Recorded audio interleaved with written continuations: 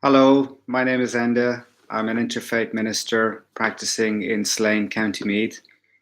I'm making this video as a resource and a support for you in your process and in your journey towards getting married and committing your hearts to each other. First of all, I'd like to congratulate you on considering and committing your hearts to each other in this deep process of marriage. It is really one of the deepest, most sacred journeys we'll go with another human being in our lifetimes. And making this vow and deep commitment to each other is huge for our spirits, for our hearts. And it's beautiful for the world because the world needs beautiful, loving relationships. So, to start with, the logistics side of it is you would need to register your intent to marry with the general registrar, which you need to do 3 months before your wedding ceremony. So that has nothing to do with interfaith ministers. So you bring those forms on the day to the ceremony, which will be signed at the end of the ceremony. So you, in meeting an interfaith minister, you'll come to maybe somewhere like this, or sometimes we do calls on Skype. So the first meeting is really about getting to know you a little bit, your sacred language or your spiritual language. What an interfaith minister will adopt the language of your spirituality. So I will speak actually personally because interfaith ministers work very differently, and we all have our own unique approach to how we serve. So how I do it is I ask you your spiritual language. What words do you like to use? What words do you not like to use? What reflects your understanding of spirit or the mystery, for want of a better word. So some people don't like certain words included in their ceremony, and that's fine. And I'm like a chameleon. I adapt myself to where you're both coming from. So I listened to a little bit about your journey together so far, the magic that you've both created, and I run through what an order of service can look like. So the second meeting then is getting to know you deeper, and I like to speak to you individually. So there's a changeover. So one person goes off to the hotel across the road for a cup of tea, and there is a changeover. So very often when we're in the room on our own, we speak a little more openly about the other person and, tell some funny stories possibly. And but out of that meeting, maybe only 10-15% would be relevant to the ceremony, and it would be about we'd be highlighting the beauty and the gorgeous aspects of your relationship. And also, some of the jokes as well are best left to the best man for his speech. So you be very sensitive not to use that material in the ceremony, because it's a lot of fun later on during the day for that to come up around the dinner table. So we'll get to know you quite deeply, and so that first and foremost, I can create a personal ceremony that reflects and honors where you're both coming from and the magic of both your hearts coming together. So what does an interfaith ceremony look like? Well, there's an entrance, and there's different ways of doing the entrance. There's a new age of doing an entrance. Maybe the two of you can walk into the room together. The old traditional way is the groom is at the top of the room and the bride comes in with maybe her dad or her mother or a sibling. And when the ceremony starts, I introduce why we get married. We set our intention for the day of getting married, and also welcoming everybody, tuning into who's here in the room, and honoring the community that has come together on that day. So if there's children there as well, it can be very nice to get them to come forward and throw a few rose petals on you. So that's a really fun thing to do. And then I would speak a little bit about the beauty of your relationship. it's nice to do a pledge of support. Everybody's come there today to pledge their support for your wedding ceremony. Some people have traveled a long distance, so it's nice to get everybody to support openly the pledge for your marriage.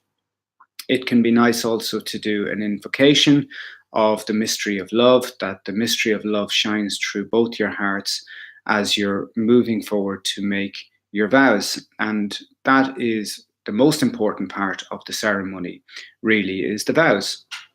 But before the vows happen, it can be nice to do a reading, a poem, some music. So depending on what talent we have in the room, sometimes you might have a bidding poet in the room, and or somebody who's written something about your relationship. You might have written a poem or a reading to each other in the past, and you'd like that to be spoken about during the ceremony.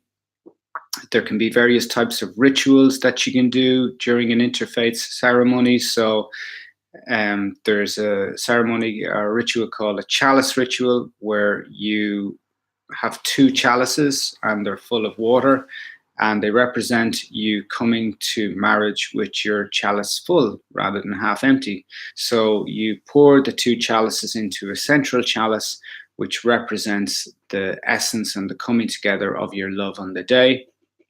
That's called a chalice ritual. Then there is a sand ritual, where you pour different colored sands into a big vase, and the different colored sands represent aspects, unique qualities of your love for each other. So maybe green could represent, your connection to nature. Pink could represent your love for each other. Red could represent your passion, these type of things. Or sometimes people ascribe different qualities that they'd like in not just the relationship, but in their community, in the world. They can give significance to the colors of sands based on that. Another ritual, which is kind of a funny one, is to have a little box and put a bottle of wine or a bottle of whiskey in the box, and you write a letter to each other. So before the ceremony, so at the ceremony, then we tie the box and seal it, and it's essentially in the letters it's highlighting really how you're feeling in this moment in time, and the love that you have for each other. That maybe in an anniversary in the future, or if the relationship has a challenging time in the future, that you agree to open the box and read the letters to each other, share the bottle of wine or the bottle of whiskey, and remember and rekindle the love that you have for each other.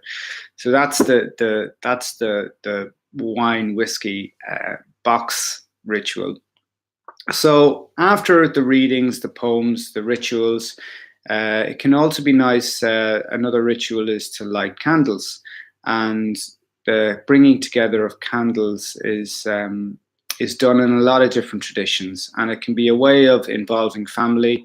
It can be a way of honoring the family, the two family trees coming together, creating this new branch, and also involving people. It's really beautiful to involve people as much as possible in the ceremony, if they want, of course, and because really true marriage is about a community coming together. It's the community marrying you on the day, rather than a minister as such at the top of the room.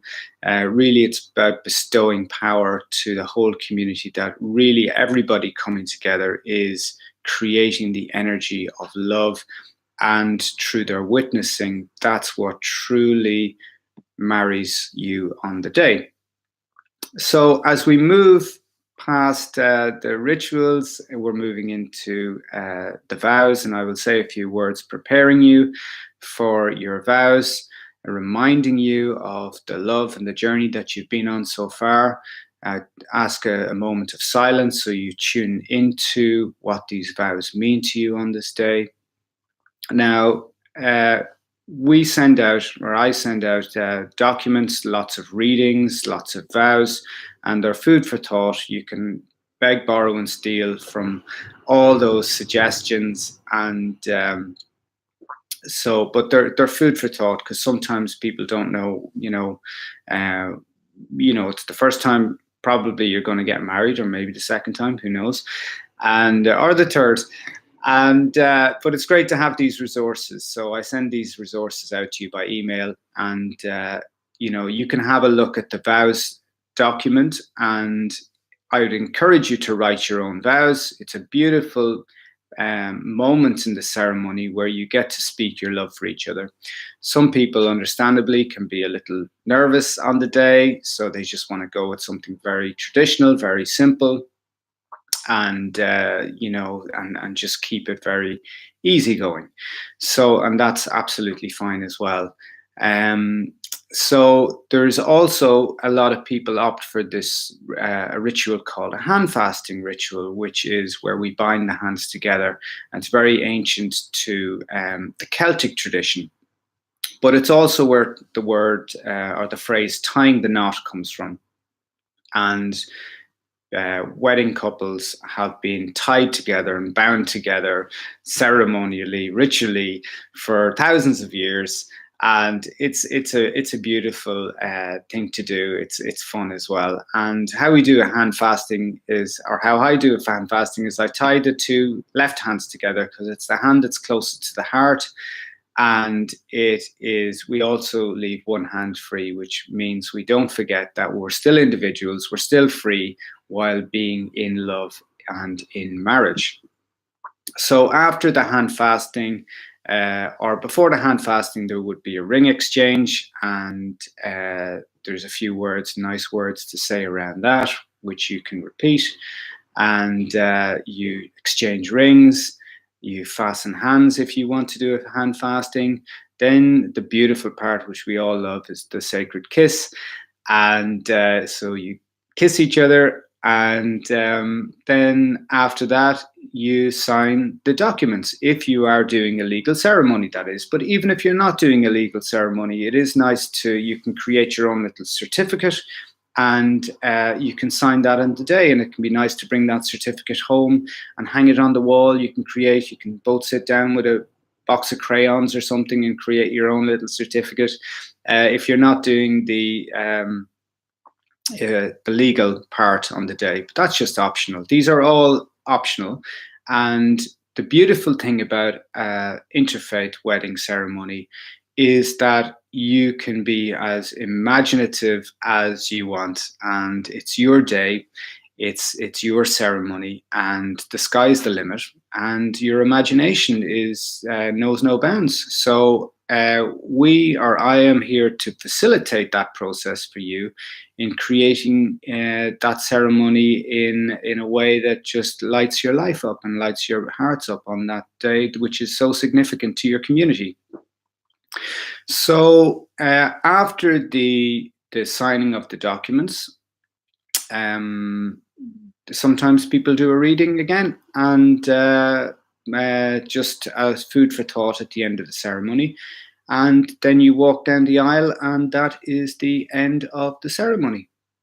So I hope this is of use, and I hope there is there's a lot in it, and the process is over about 2 or 3 meetings, and there's emails coming forwards and backwards all the time, and the ceremony is created. And once it is created, then once you're completely happy with the ceremony, then we're ready to get married. So that's beautiful. My email is down below, and if you have any questions, you can put it in the comments, and I'm happy to answer them as well. So blessings to you, and may, if I don't see you and somebody else sees you, may you have a beautiful, loving marriage together. God bless.